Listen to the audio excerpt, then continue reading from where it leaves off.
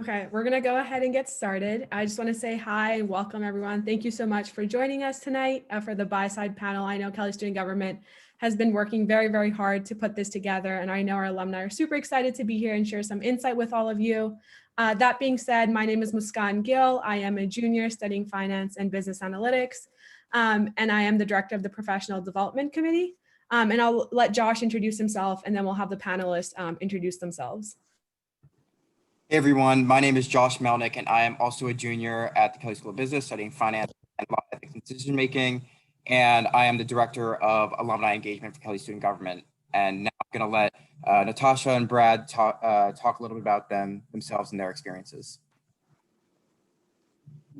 Ladies first, Natasha. Okay. Hi, everybody. I, like myself, started in likely similar shoes, having gone to Indiana studying finance, accounting, and business economics as well.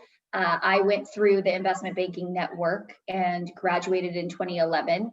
I also graduated from the 3-2 program in the same year.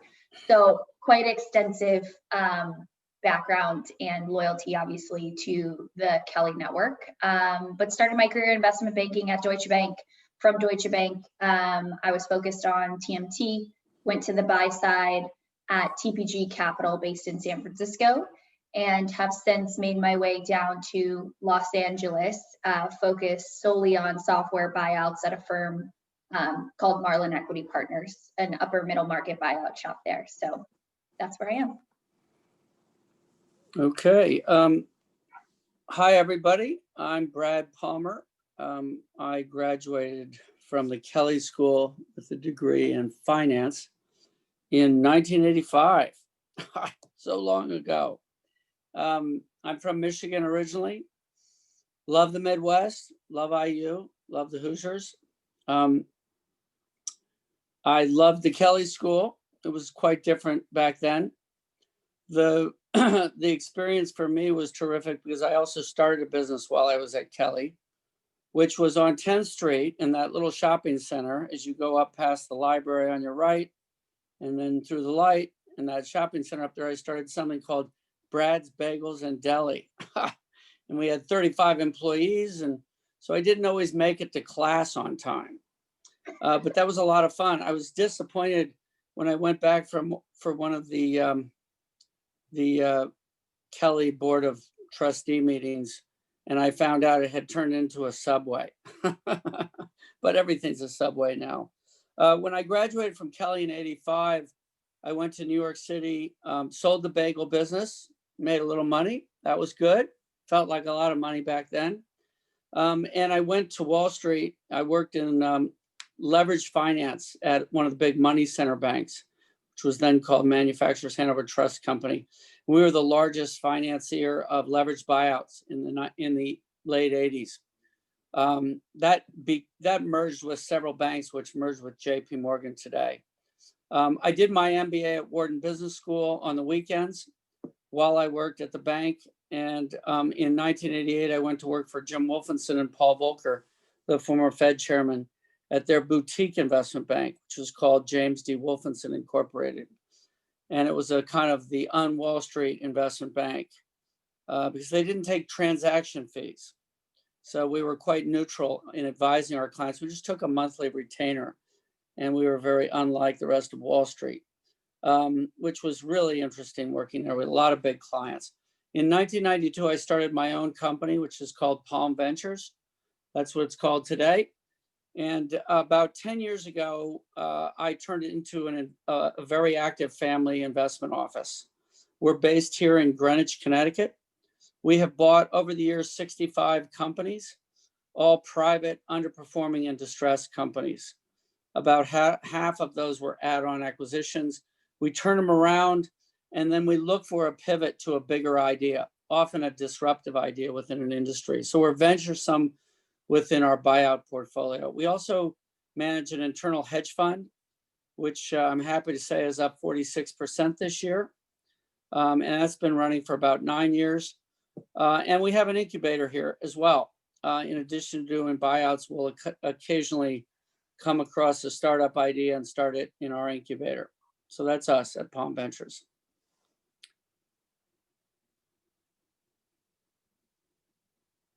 Who's next?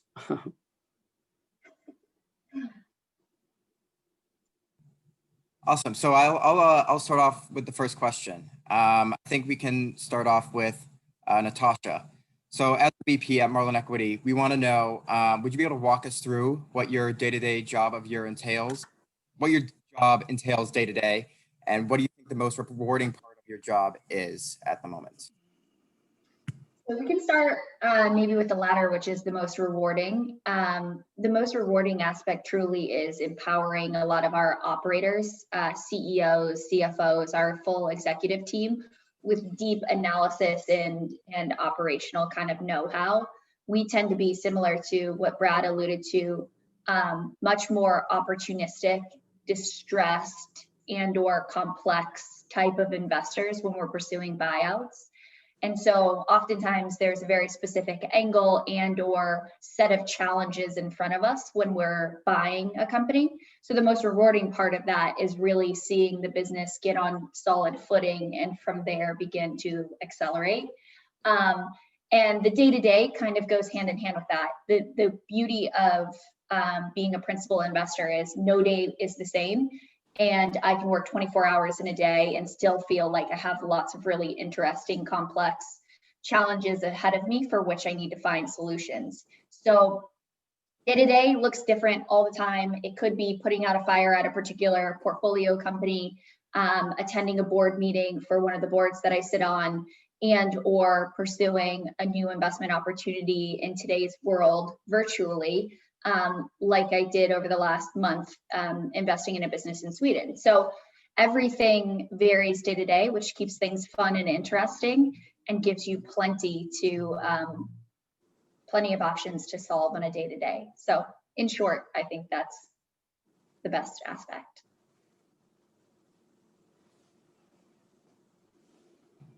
Awesome. And Brad, would you be able to expand upon that a little bit? What does your day-to-day look like as a managing partner at the family office? I mean, I'd say about at least half of my day is talking to portfolio companies, the CEOs and other people in the management team about opportunities that come up, problems they have. We have over 20 different portfolio companies, and it's kind of like children at any one time. One of the teenagers is having a problem. So a lot of, because you spend most of your time on the problems, right? The companies that are going really well, they don't need your attention as much, although, maybe they do, and reminding them that we can help with their growth opportunities is something we try to do. But the truth is, most people who invest capital in private companies are spending a lot of their time dealing with the problems. And then the rest of their time is dealing with, opportunities to acquire a business or invest in a business or add more capital to an existing company. And of course, you've got to spend a lot of time searching for opportunities. The truth is that in the investment world, let's just talk about the private investment world for a minute, which Natasha and I are both in. There's way more capital available than good opportunities. That's my view. Even during COVID, I suspect that in 2 years from now, maybe sooner, there'll just be a massive wave of bankruptcies.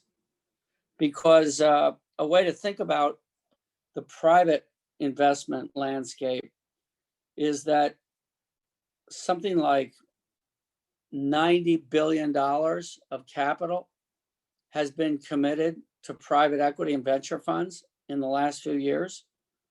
And in the last, let's say 5 or 6 years, the banks and non-bank lenders, particularly the non-bank lenders, the Ares Capitals of the world and all these non-bank finance companies that are managing billions of dollars, have loaned huge amounts of money to leverage buyouts.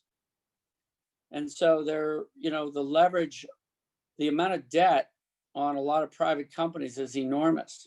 And then COVID hits, and I talked to one person at one of these very large non-bank finance companies recently, and he told me that in their portfolio, they've got like a third of their leverage buyouts that they financed are in trouble. And they're restructuring, they're loosening covenants, they're doing all kinds of firefighting, tactics. So I would expect that we as a family office don't have a leveraged portfolio.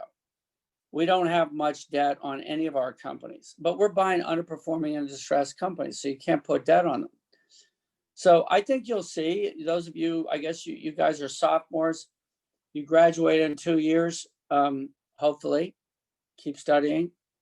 I think, a very interesting place to go into if you want to go, if you can get lucky enough to get on the buy side of private equity, even hedge funds, is the whole distressed turnaround restructuring area. Could be very attractive for summer jobs and for your first job out of school. Now, many of you will go to investment banks, and going to work on the restructuring side of an investment bank, that may not sound very exciting, but I think you learn a hell of a lot because you're dealing with really tough issues and you learn a lot. So, it's going to be a very interesting time for us to be investing since we're very good at buying distressed and underperforming companies and turning them around. I expect a huge wave. But that at the same time, there's still a lot of uncommitted capital in these private equity funds that they have to put to work in the next 5 or 6 years, or they'll lose the capital. If they don't use it, they lose it. And so that capital will go into a lot of restructuring of companies. So that's how we spend our time, and that's how I see the landscape changing over the next 2 or 3 or 4 years. I see a lot of distressed and restructurings and workouts with public companies as well. So Brad kind of touched on this and like COVID and like the impact on the clients. And Natasha and I were talking about this earlier, but I guess like a question we had submitted prior to the panel was, what are some trends that you're seeing as a result of these unprecedented times? And like what's specific advice that you have been giving to your clients? Whichever one of you can go ahead and start off by answering this one. You go ahead, Natasha. So clients meeting portfolio companies. So the underlying trends for me are pretty straightforward as a software investor. There's certainly a number of distressed opportunities, but generally we've preferred software investing because of the inherent downside protection.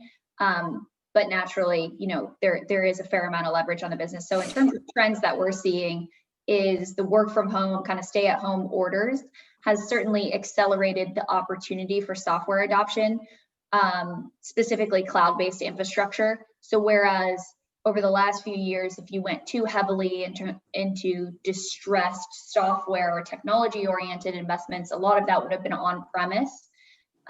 Technologies like Zoom that are multi-tenant infrastructure that can be utilized kind of plug and play day one are absolutely dominating kind of the universe of opportunities in front of us.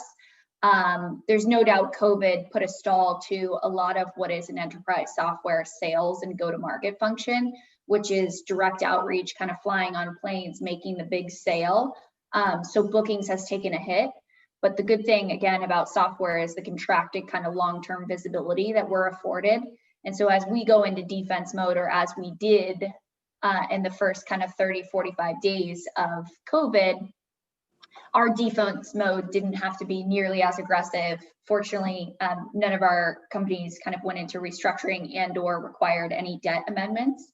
So that was incredible. But in terms of trends dominating, absolutely software adoption, ease of workflow functionality embedded into the organization, and then a deployable, scalable offering like cloud-based technology. I know that's very specific to software, but generally those are the themes dominating my day-to-day outside of, just generally what we've seen work from home. I know there were questions on that. Yes, we still see the themes of, you see myself, I'm sitting at home right now. We're all sitting at home. And so those general macro themes definitely exist, but as it relates to my part of the universe, it's been okay. And we've seen increase in pipelines corresponding to just that ease of workflow that is enabled by software. Well, the first thing I'd like to say is, Natasha, I really like your wallpaper. It's pretty cool. I'm not sure what it means. I used to blind it out. It's a bit embarrassing, but no, I don't think it's embarrassing. It's just like, go right. The arrows are pointing right. You're right, not my right. So if the question is, what are the trends that we're seeing out of COVID? Is that the question? Yes, that's the question. Yeah, I mean, I have some notes that I wrote that are not very well organized, so I apologize for that, but I'll just ramble through some of the themes that we see. Probably the biggest theme of all, and there are many, COVID is a game changer, we think, in many ways. If, let's say there's a great vaccine out early next year and they can scale it up, we don't think COVID is a flash in the pan. We think COVID results in some permanent changes. More importantly, what COVID does is accelerate existing trends, in our opinion. For instance, we all know there's been a trend toward online learning, right? Brings the cost of education down, particularly at higher levels, post-secondary, after high school. That trend has accelerated massively because of COVID, right? Online learning has not worked very well for K-12 kids. Parents are going crazy. The kids are going crazy at home. It's not working all that well. But maybe for, later high school years and post-secondary, Coursera literally has more than 1 million new students online.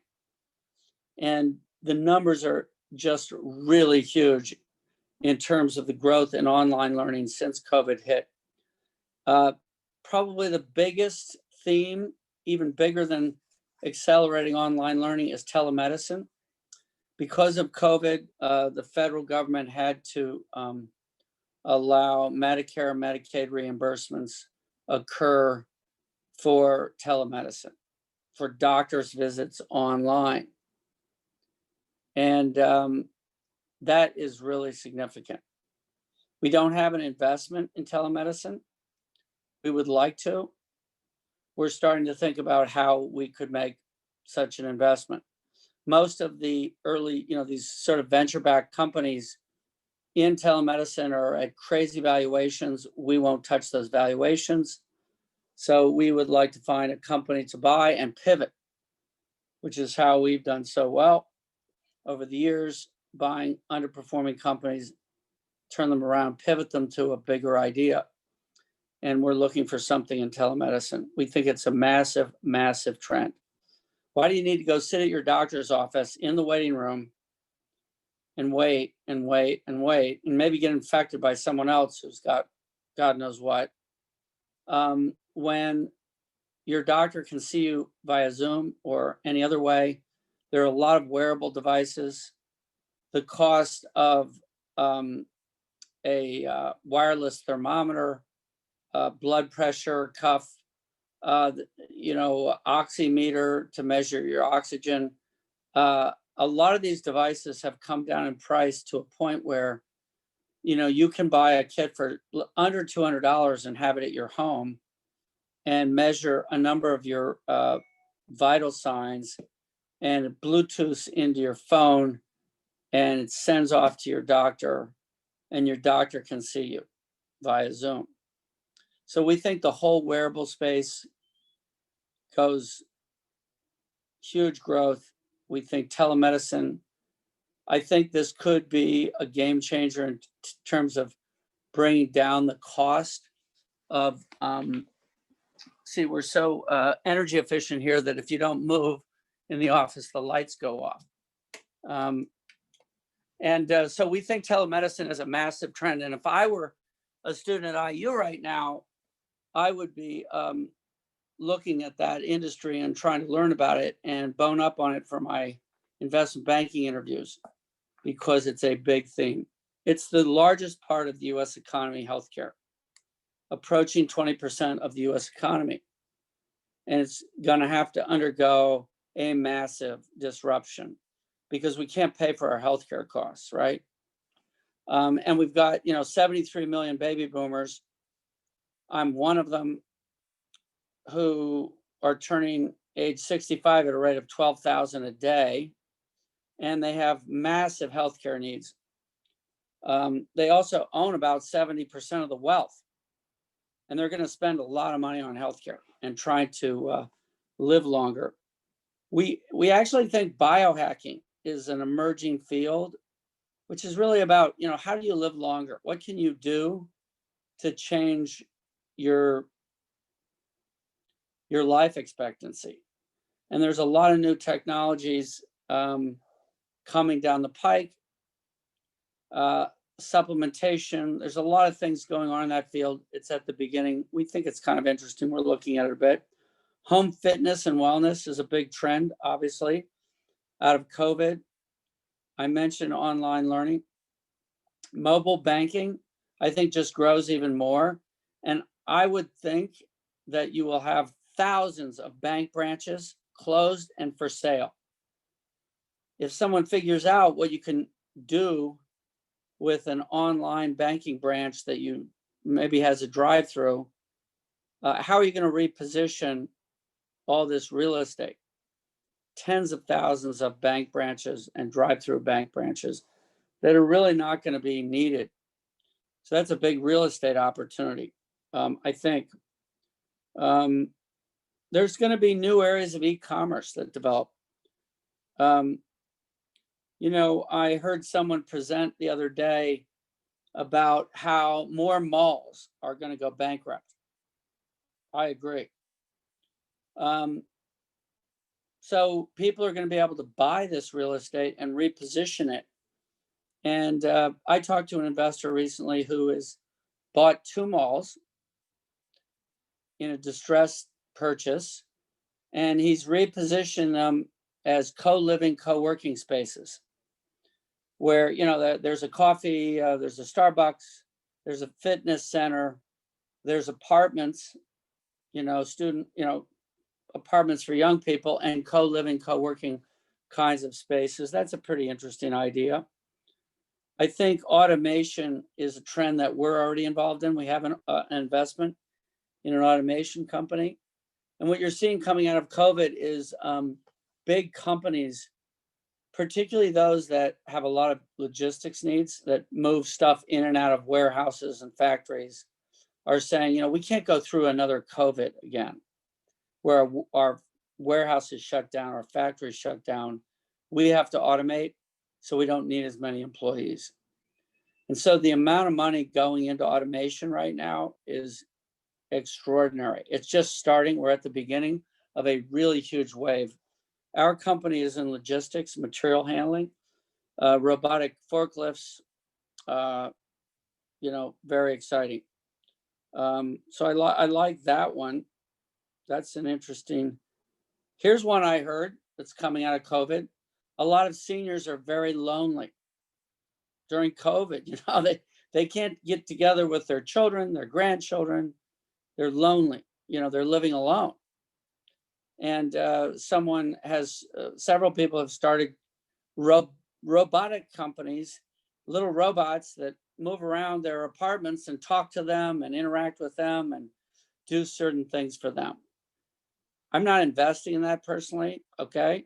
But, I could see that being, a real business. If you've got a senior living at home, they need help with things. And robots are getting to the point where they can, look at what Amazon has. They can respond to requests and talk to people and tell them stories and tell them what the news is. That was kind of interesting. I'll stop there. I have other GPT-3 trend, which is really advanced AI. I have a friend very senior at Google who says, you know what? This advanced AI that's coming out, which is called GPT-3, is just going to tear through many industries and create a lot of change. I thought that was interesting.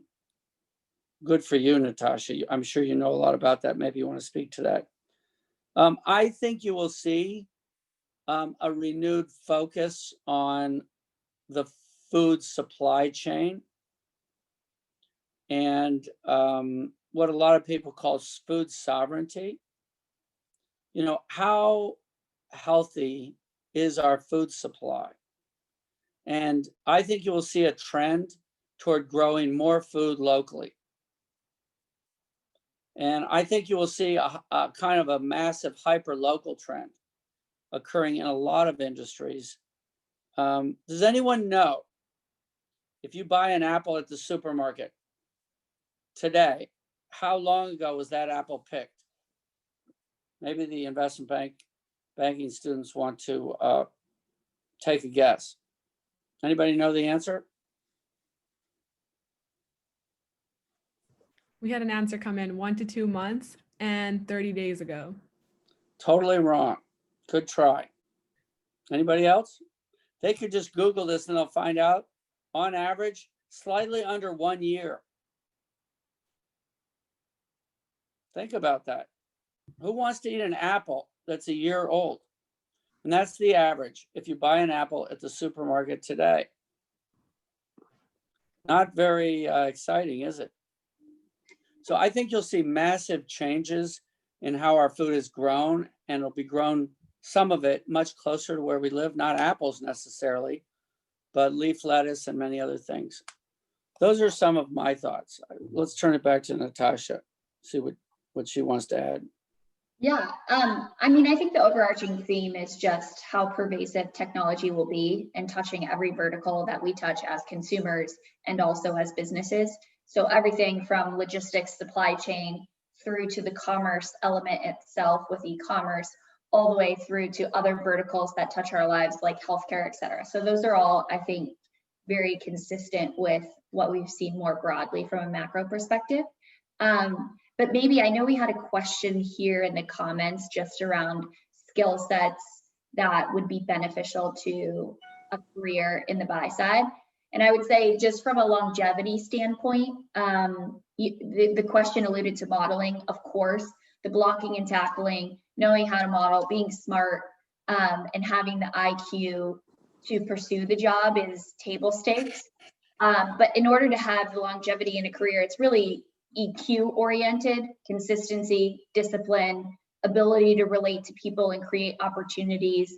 And essentially, the more senior you get in any role, but particularly on the buy side, your role becomes a sales oriented role.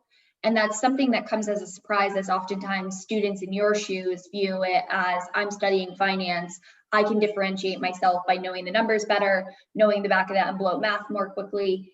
And that's all just table stakes. So you've got to balance that with being a person with whom people trust and want to work with, and want to feed you more pipeline and opportunity to deploy capital. I mean, you heard Brad allude to earlier on this call, but there's too much capital relative to the opportunity set of quality investments.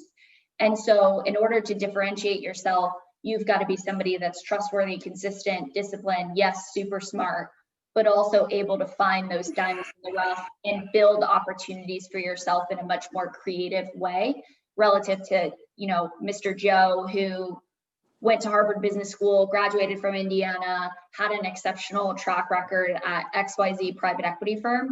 You're just not differentiated. So I would say heavily weight to the EQ side benefits longevity, but the table stakes are obviously kind of day one execution, like modeling, et cetera. Yeah, I would add a couple of things.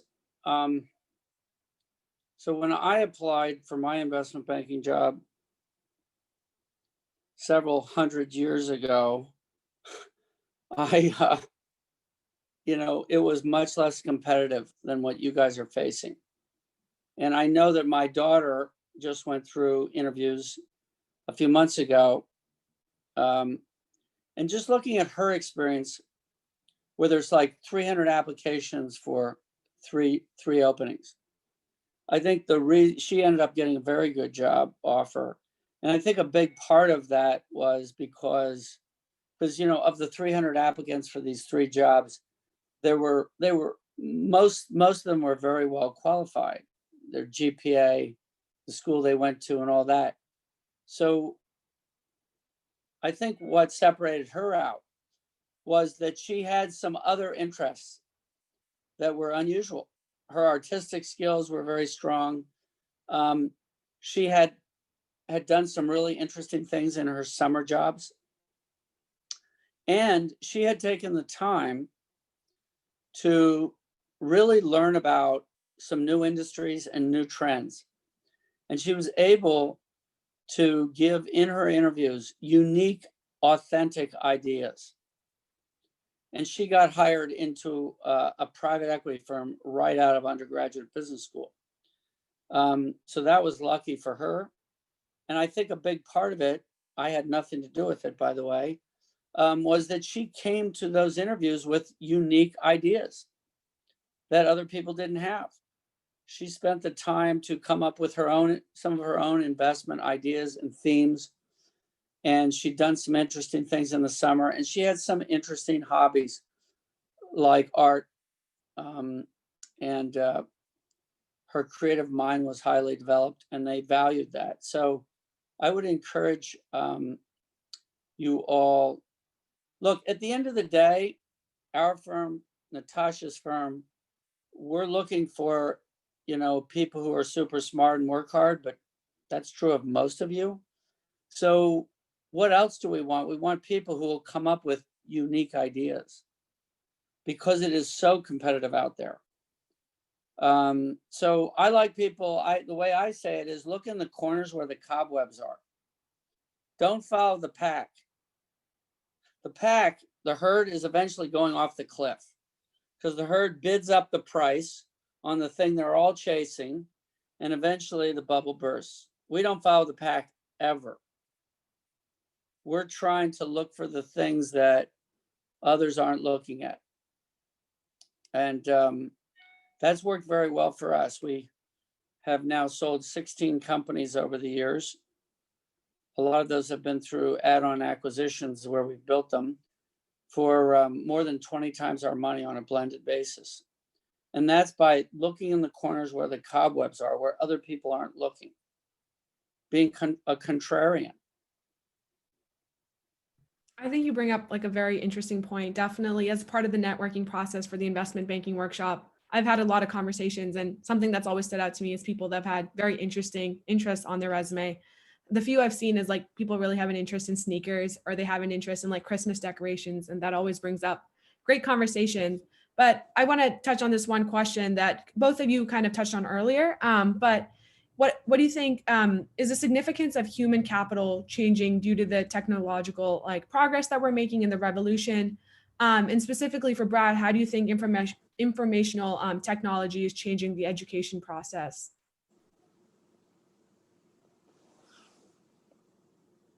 So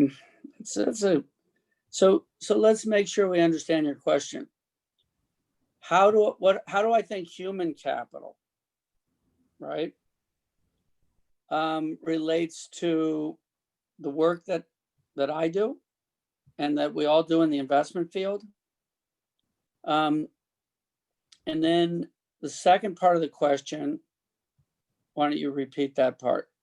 Yeah, so how does new information technology kind of change the education process for students? Here's what I think. I think that, and I'm a little bit of a contrarian, as you can all tell. I mean, talk to many people. Don't necessarily just listen to me. I am truly a contrarian, right? To give you an idea of how I think, which might not be the norm, all my liquid assets right now, I have sold all my stocks. I've sold all my US dollar denominated bonds, and I have put all my liquid funds into foreign government bonds, say foreign governments, like Swiss bonds and Norwegian bonds and Canadian, because I am very concerned about this election and what's going to happen, post-election.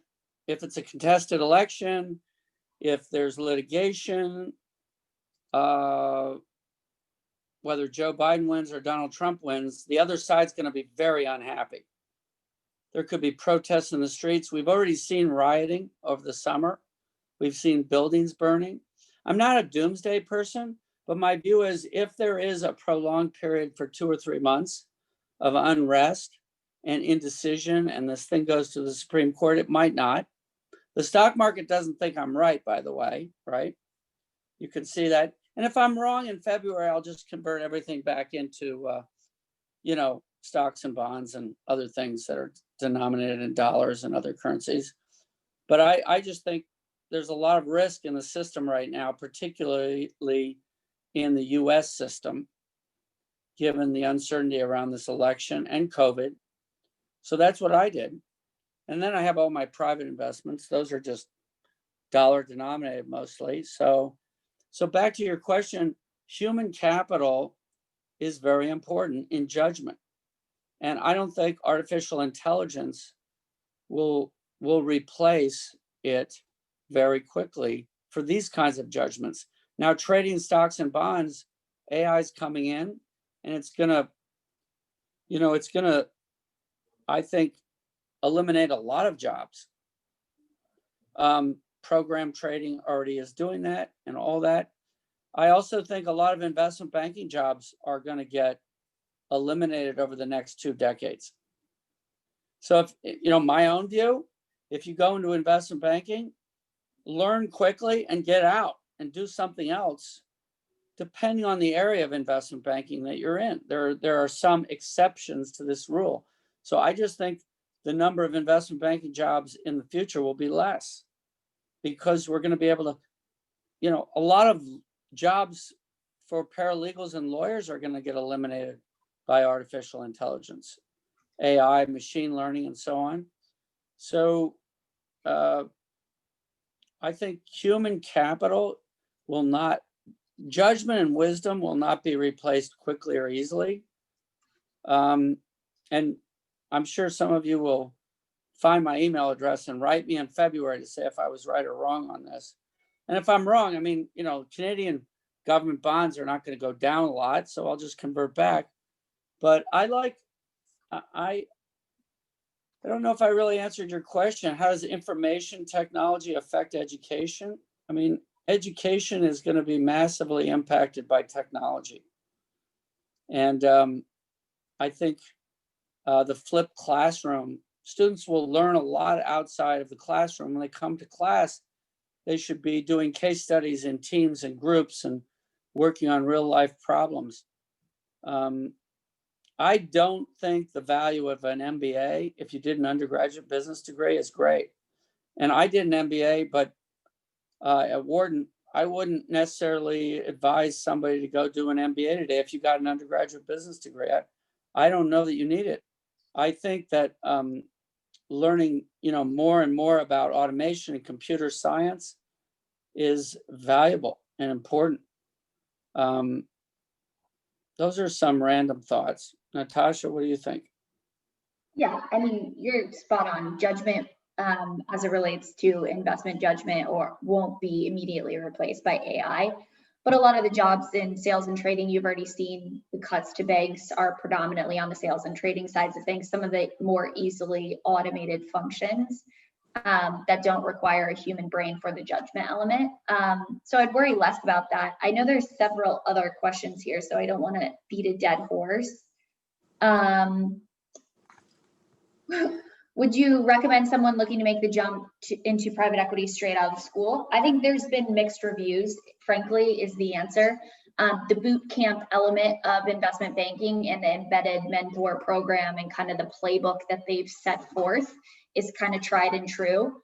And so if you were to pull a lot of those analysts that went directly into private equity, I think they tell you it's a bit of a mixed bag as well. We started the trend at TPG and hired analysts directly out of school starting back in 2012, 2013. And it was just frankly hard. Everybody within the organization comes with deep experience and already kind of knows the day-to-day blocking and tackling, that boot camp-like experience. And sometimes you get a bit too far away to be able to translate that to somebody when there's not a structured program. So while I think it sounds exceptional on paper and there may be certain experiences, there's still some benefit to getting that kind of real 2-year experience and then quickly getting out or knowing what your strategy is. The good news is buy-side recruiting happens, 6 to 8 weeks on the job for the most part. And so you're recruiting almost immediately upon graduation for your next job in 2 years. So you'll have some good visibility in terms of where you're going.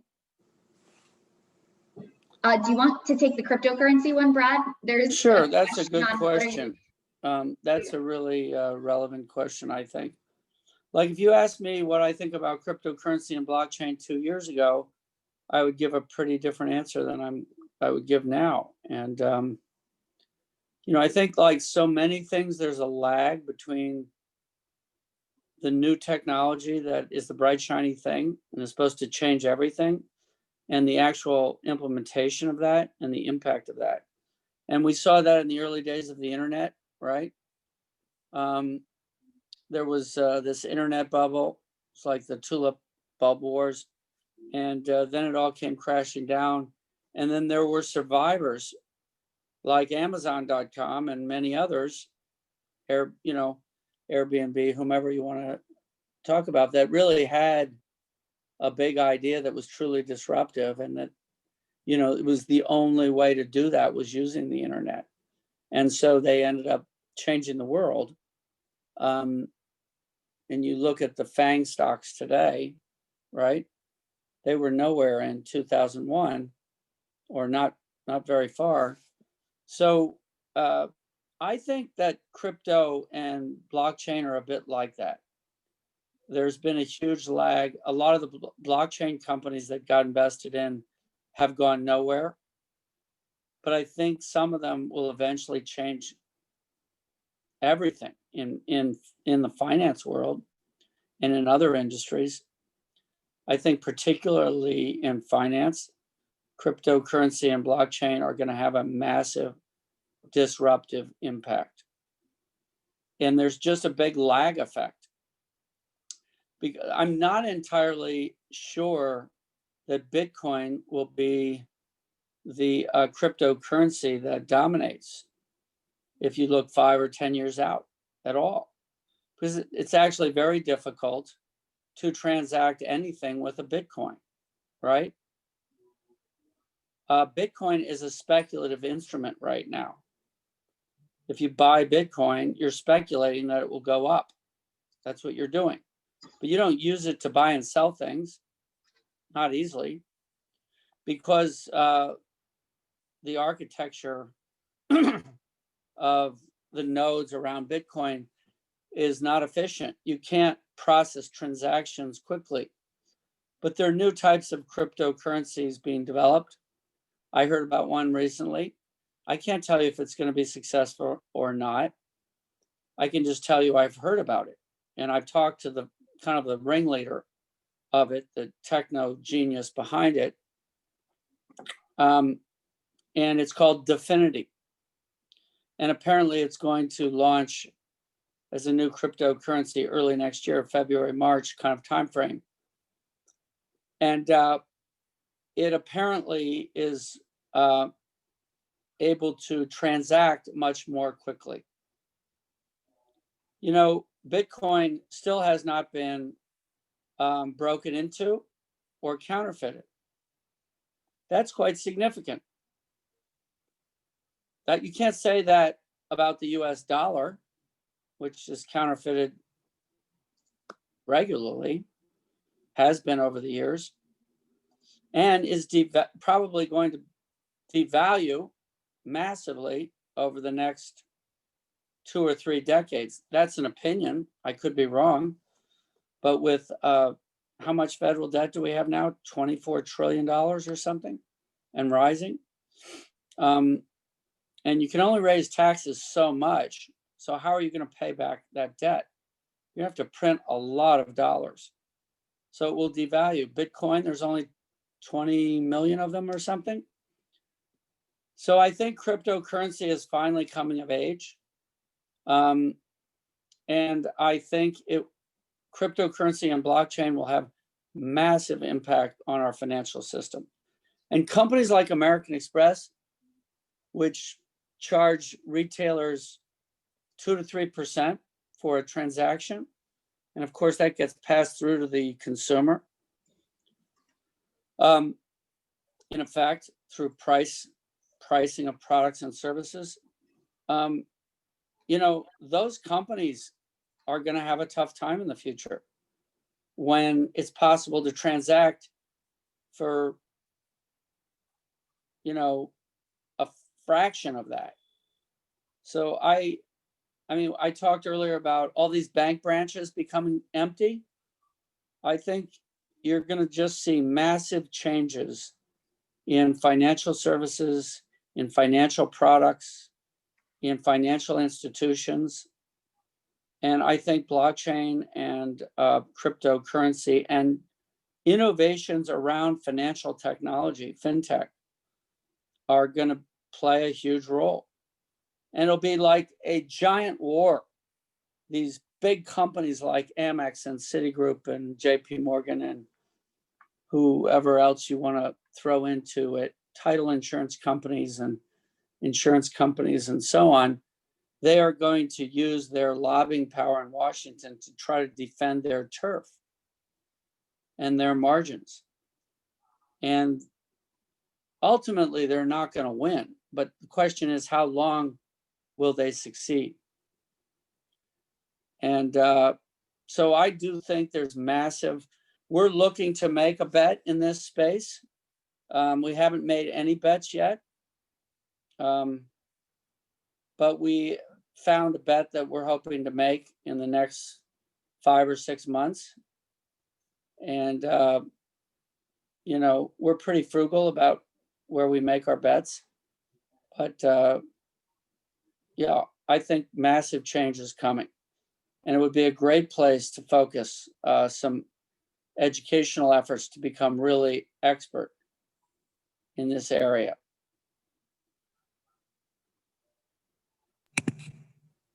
Awesome. I have a question for you in the chat. So you mentioned earlier in the question that you know, QE skills are really important when you're working in financial services, private equity.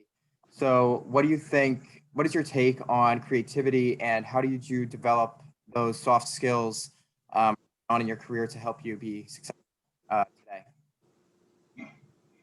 They don't happen out of the gate, right? You have to practice and understand communication and how to lead effectively through having great mentorship and just frankly through reps, like anything else. So the good news is you don't have to focus on that right out of the gate. Your job isn't to create new opportunities most often, unless you're at a VC fund that for whatever reason focuses on kind of dialing for dollars as a strategy. So you have time, and you should work to identify good mentors, people you respect, have high integrity, very intelligent, create interesting opportunities, haven't necessarily followed the pack, which Brad alluded to earlier. I think that that's something in particular where a lot of students in our program specifically get stuck. They look and say, hey, everybody in banking that seems to be doing really well, went into private equity, specifically XYZ funds, I have to go to, in my case, TPG, because that's a big name. It's really cool. All the guys that I think have been most successful went to that fund, and you just kind of blindly start following the herd. And I would encourage everyone and anyone who reaches out to me directly, I'm very, very specific in this feedback, which is don't just look exactly to what people in the program have done historically as your compass to charting your own career. You want to be very forward thinking, confident in your work product, clearly do really good work for people.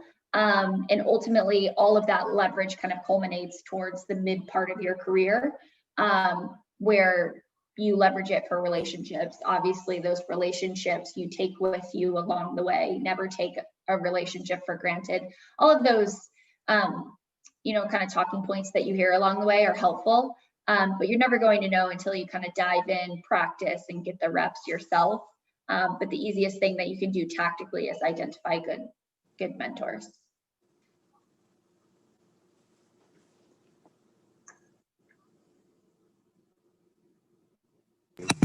Sorry, I was on mute. And building on that question, how do you sort of identify mentors that were really valuable to you and were really helpful in determining, your path, coming from Indiana and then to then TPG and then to Marlin?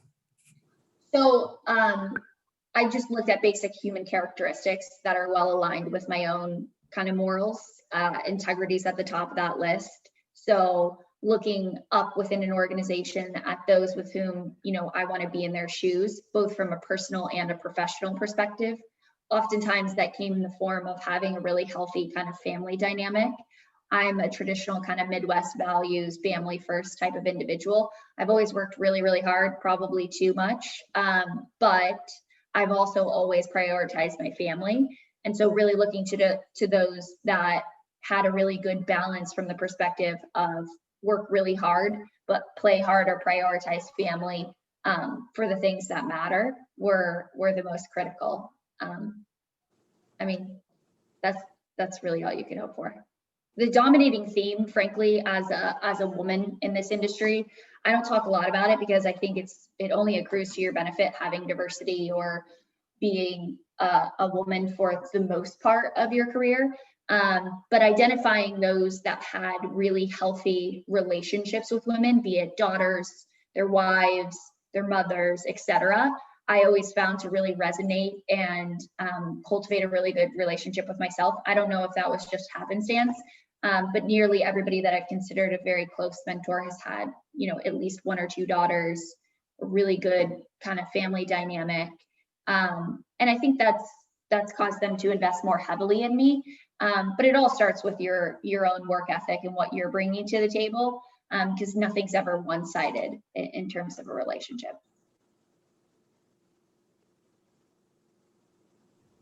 So we have 5 minutes left, and I know you guys are really busy, and so we want to say thank you first for taking time out of your day to be here tonight. But one last question, just quick, what feedback would you give to our college students that are interested in going to the Buyside, or just any feedback in general, or advice, I guess, like moving forward as they navigate this process?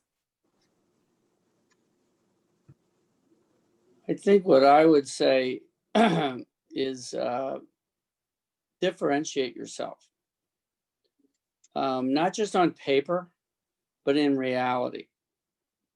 Develop areas of expertise or interests that are real, they're authentic, they're things you're passionate about that are really different. I think a lot of the applications to investment banking and private equity type jobs today look so similar to me. And I'm looking for the person who is thinking differently, the person who's independent minded in their thought process. They've really developed an ability to think independently from the pack, from the herd. They're not caught up in groupthink. Maybe they're reading publications that no one else is reading, that aren't mainstream, but they've developed some real areas of interest and passion that show that they're authentic, they're independent thinkers.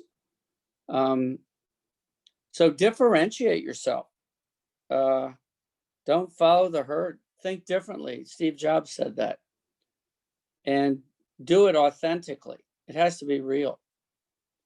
And if you do that, if you follow your passions, your true areas of interest, people will pick up on that and you will excel. I think so many people today getting out of business school are caught in the current and they don't even realize it. I got to work at Goldman Sachs. I got to work at Morgan Stanley. I got to work at whatever. Why do you have to work there? Did you ever stop and think about that? Because everyone else wants to work there? I'm not that impressed with necessarily Morgan Stanley or Goldman Sachs or any of that. Me personally, doesn't move me. Great, you got a job at Morgan Stanley. Well, tell me what you actually have done that's different, that's impressive, that's courageous, that shows that you're truly an independent thinker. Because I wouldn't say, and I'm not picking on Morgan Stanley, it just happens to be one of the big names that came to mind. It could be any of them. Those firms are huge. They're hard to get jobs there. Everybody's very smart. But I don't find a lot of independent, original thinking in these big firms. I just don't. I don't. So, and there certainly are exceptions in these firms. So I think it's good to step away from it for a minute and say, what is it I really want to do? What am I really passionate about? What is the authentic me? And if you find that, if you can figure that out versus just being caught in the current and saying, I got to get a job at, Bank of America or whatever, in the investment banking group in healthcare, because, everybody else wants that. That's the best advice I can give. You don't want to wake up in 10 or 20 or 30 years and say, like, how did I get here? And I'm not too happy where I am. And the way to avoid that, and I know a lot of people who are my age who wake up and they're like, I don't know how I got here. And I'm not really happy with where I am. And I think that is a consequence of getting caught in the current, following the pack, versus step back and ask yourself, what is my passion?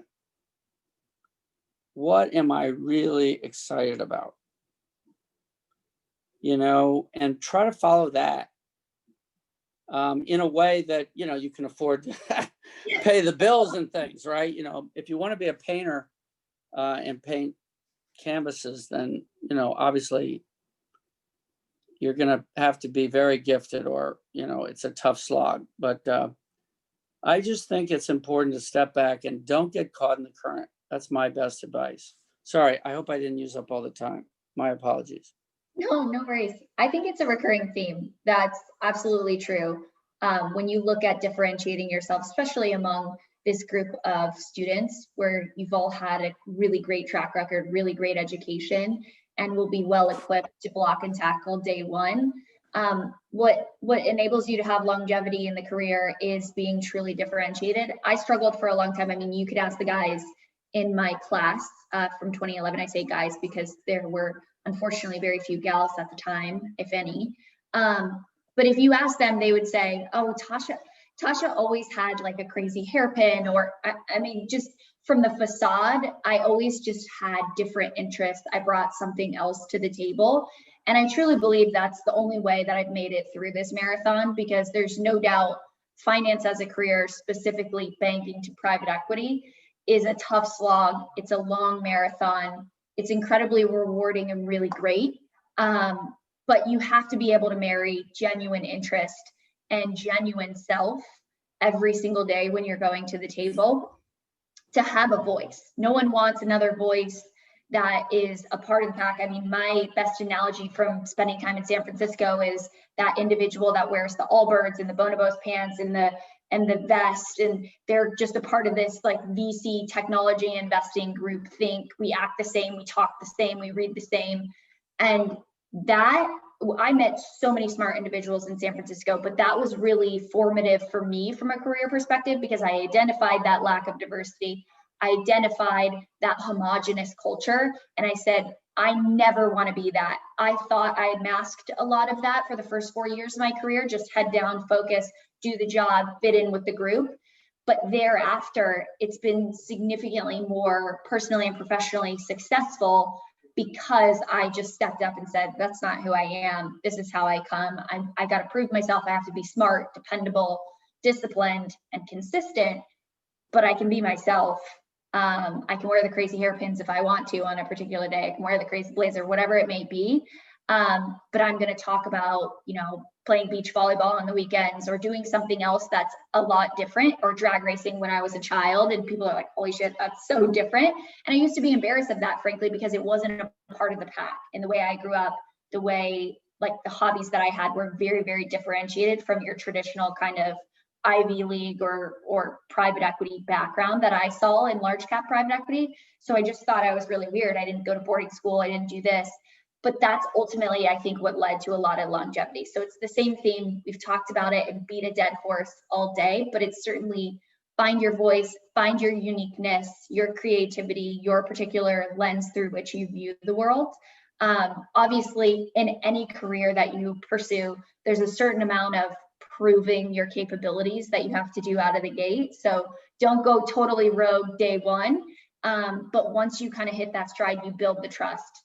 Be you. And I was lucky enough to have an embedded mentor in my husband who went through this program in 2006, who always told me just that, like, just be yourself, be yourself. You're going to get the jobs that you will be most successful at if you're yourself. And who cares if you didn't get the job at Morgan Stanley or whatever and everybody else did? You're going to land where you're meant to be if you're yourself. So anyway, same message, but nice meeting all of you guys, or hearing your questions anyway. Awesome. Well, thank you. It's funny that you mentioned that you drag raced. I actually raced go-karts as a kid, so that's funny. Anyways, well, thank you so much for everybody for joining us tonight. Natasha and Brad, we really enjoyed hearing your perspectives on various topics, and feel free to reach out to the attendees. Feel free to reach out to them if you have any further questions or want to learn more about their career. So thank you so much, and thank you to the professional development and alumni engagement committees and the Office of Development Engagement as well. So thank you. I'll add that if anybody has any great ideas, email me. Okay, like my email, and if I give some advice, I'll try. bpalmer@palmventures.com. Awesome. Good luck. Awesome. Thank you. Have fun. Have a good night. You too. Bye. Thank you.